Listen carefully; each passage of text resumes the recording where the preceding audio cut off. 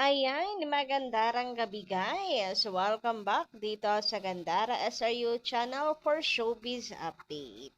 Andito na naman nga po akong muli ang loka-loka talaga, na nagmamaganda ninyong kachismosang Kim Pao upang maghatid sa inyo ng latest update and fresh happenings patungkol kay Kim Chiu and Paolo Avellino. Syempre, magkaka-finally tayo dito, kaya good vibes and good news ang ating i-update dahil talaga namang ang Kim Pao ay wala rin namang tigil sa pagpapaayuda. Grabehan ngayon. So pag-usapan nga natin guys ang pagpe-flex na lagay ni Kimi kay Paolo. Huy, grabehan. So bidang-bida lagi silang dalawa, no? At syempre, lakas makabida na ng isa't isa. Makabida ni ay, makabida nila sa isa't isa. Tama nga naman ata yung sentence ko. Tama ba? Basta dulo ng dila ko, hindi ko masabi. But anyway, ayun nga, nagbibidahan sila. Binibida nila isa't isa. The same time, yung ni-reveal ni Kim Chu. So, ano yun? Another ayuda na naman. Anyway, bago ang lahat, bago tayo magpatuloy at dumako dyan sa sentro ng ating update, sa mga hindi pa nakaka-subscribe dito sa ating channel, nako, wag ka na magatubiling pindutin na subscribe button, lalo na kung Kim Pao's update ang iyong hinahanap. Ayan, para maging updated ka rin at ma-notify tuwing may bago tayong chika at balita hinggil sa Kim Pao dahil araw-araw nag-a-update tayo. Gabi-gabi pala. Pag may time tayo sa umaga, ayan. Ang ingay kasi pag umaga so session na kayo guys ha. Anyway, ayun na nga. Paklik ang subscribe button at notification bell para sa susunod, alam mo na kung saan ka pupunta. Yorn. Basta mga balita na may kinalaman kay Kim and Paolo Avellino, sagot na po natin yan. So, eto na nga, naman, nung komento tayo from Madam Nanita. Ayan, sabi niya dito, shoutout pala sa inyo at magandarang gabi. Mas maganda pa kayo sa gabi. Intindihin ninyo, ayan, mga bashers, makinig daw kayo. Kung mawala si Pao kay Janine dahil hindi niya matanggap na laging nagpapaka-plastic sa lahat ng mga galaw niya. Meaning, ayan na may tandang padamdam. Meaning, plastic lang ang nakikita niyo, mga sweet moves ni Paolo kay Jay. Eto pa, pang work lang yon. Talagang may diin no? Pang work lang yon. Yan ang totoo. Mulat nyo. Grabe na, ang daming padamdam, madam. Mga mata nyo. Grabe yan. Tatawa ako. Ulitin nga natin. Pang work lang yon. Yan ang totoo. Mulat nyo. Mga mata nyo. Ang totoo, si Kim ang gusto niya at mahal niya. Pinangarap niya si Kim matagal na. Move on na kayo. Ayan, grabe. May kailangan pa bang i-loud dyan, Madam Nenita? Parang louder na louder naman Yes, ayan, makinig kayong mabuti, namnamin ninyo. Pinangarap niya si Kim matagal na. Move on na kayo. So, yun, sa mga until now, bitter pa rin kay Kim. Actually, walang masama kung umasa pa rin kayo sa punin. Hindi namin tatanggalin ang karapatan nyo bilang fan nilang dalawa kasi parang katulad lang din naman namin kayo na humahanga, 'di ba? So hindi namin tatanggalin yung karapatan nyo na yon, pero yung mang-apa kayo kagaya ng mang-apa, mang-down kayo, magpaka-bitter kayo, magsabi ng hindi maganda kay Kim Chiu yon, doon kami papalaga. Umasa kayo, wala kaming pakialam. Yes, mag-pray kayo hanggat kaya nyo, pagdasal nyo, wala kaming pake. Sige lang, magpatuloy lang kayo nang walang sinisirang iba. Like Kim, masyado niyong tinitira. Which is sobrang nakakalungkot and unacceptable dahil napakabuting tao ni Kim. Wala naman siyang ginagawang masama tapos ganyan kayo sa kanya just because bitter kayo. Yan, focus na lang kayo sa pagpipray ninyo para tumalab. Ganon. Wag nang awayin si Kimi.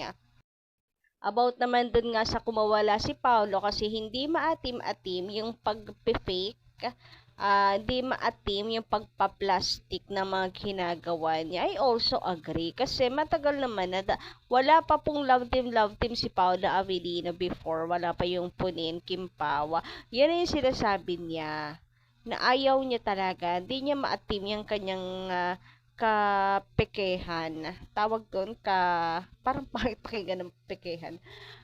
Ganyang fakeness. Ano ba? Basta ganyang kalokohan. And alam nyo rin naman siguro yun kasi nga naging fan kayo ni Paolo Avellino. Anyway, let's move on. Wag na nating palakihin. Let's move on sa komento ni Madam Marites Arellano. Bakit ganon? Yung Marites na pangalan, parang hindi na pangalan sa isip ko pag naririnig ko. Chismosa na yung nasa isip ko agad pag sinabing Marites. Nawawala na yung nawawala na yung wala pangalan pala siya ng tao. Kasi pag Marites, naisip ko agad chismosa. Sorry, Madam Marites Arellano, natawa lang ako. Kasi ganun yung utak ko ngayon. Grabe. Grabe talaga yung panahon ngayon. Ibang-iba na talaga. Ang weird. Apaka-weird. Anyway, sabi ni Madam Marites, yes po, sabi ni Pau dati sa interview, pagdating daw kay Kim, hindi niya pinefake. O, diba? Napakalinaw. So, hindi na siguro namin kinakailangan pang mag-explain. Dun pa lang sa sinabi ni Paolo Avellino, legit galing kay Paolo Avellino na mismo. Baka naman hindi pa kayo maniwala. Ayan. Si Paolo kasi, totoo yan sa mga sinasabi niya. Lalo na, maniwala kayo, lalo na yung mga taong ganyan, na man of a few words. Grabe, talagang, totoo yan. Kaya nga, grabe nung nagalit si Paula Avellino nung last January. Talaga namang pati ako'y kinabahan naman talaga, nakakatakot. So, yung mga ganyang tao, pa'y nagsalita, totoo. So, ngayon nga, at least medyo na si Pau nababawasan na ng pagka-seryoso mode masyado. Nahahawa na ni Kimi. Nagi na siya ngayong nagjo-joke na rin, 'di ba? Character development pero sa paganda naman, 'di ba? Samantala, sabi naman ni Madam Shirley Aloloy, sabi nga ni Pau, nang dahil kay Kimi, kaya siya nakangiti ngayon. O, di ba? In love. Kaya hindi siya magsasawa at hindi rin mapapagod na makatrabaho si Kimi. Kinikilig na naman ang lola niyo. Hoy, yung mga comments dugtong-dugtong, connect-connect din sa topic natin. O, di ba? Kakasabi ko lang, dahawa kay Kimi. Then, eto nga. Sabi ni Paolo, dahil kay Kim, kaya siya nakangiti.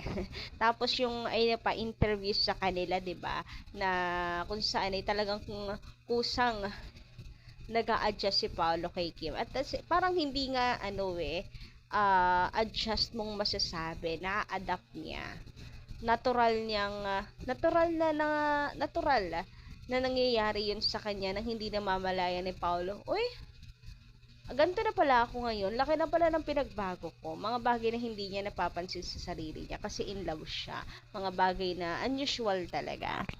Hindi niya napapansin pero pansin ng mga taong nasa paligid niya. Agree ba kayo? Anyway, dumako naman nga tayo dito sa shinare ni Kimi. So, sabi dito, Kim shared that there are several rain scenes they had to shoot for the movie. Early in the morning and even late at night. So, they would end up drenched and shivering. So, Paulo thoughtfully brought an emergency blanket to keep themselves warm. O, diba? Kasama talaga si Kim Chu sa kanyang plano, sa kanyang sa kanyang iniisip, sa kanyang concern at inaalagaan, care, 'di ba? Bongga. So, may concern talaga si Paolo kay Kim, ganyan. So, ayun, sa liit ba naman ang katawan ni Kimi? So, syempre, mas lamigin yung ganyan. Talaga namang manginginig sila sa lamig. And, nakakatuwa, no? Ang lakas ng pangangatawan nila at resistensya. Kasi biruin mo, pwedeng magkasakit sila dyan. Pero in fairness, dahil na rin sa alaga ng isang Paolo Avellino, hoy, grabehan sa pag-aalaga nila sa isa't isa. Hoy, talaga naman pong nakaiwas sa sakit. Napaka-healthy nilang dalawa. Well, kasama na rin po yan, guys, sa ano nila, workout, yung pagiging healthy nilang dalawa. Healthy living, sa yan. And the same time, ang dami lagi po nag-aalagaan yung Kim Pao, no? Si Kim Chiu, mapapansin na rin nga natin, na lagi na rin yung pineflex si Paolo, binibida lagi si Paolo, ganto ganyan, may mga pag-amin na rin siya, mga binigay ni Paolo sa kanya, ayan, inung-unti-unti, may pag-flex na rin siya sa social media, na mag-asama sila ni Pau, and vice versa. Ganon din naman si Pau. Unti-unti yung pag-aamin. Kaya ang saya. Amin na nasa baon, nasa couple-couple, ayan, machi-machi, 'di ba? Mga pasalubong, bigay, regalo, ganyan. O, 'di ba, bongga? Talagang nung unti-unti na ng Kim Pao. So, yun lang guys sa ating update. Maraming salamat sa pakikiligan. Don't forget to click the subscribe button and notification bell for more updates. Salamat!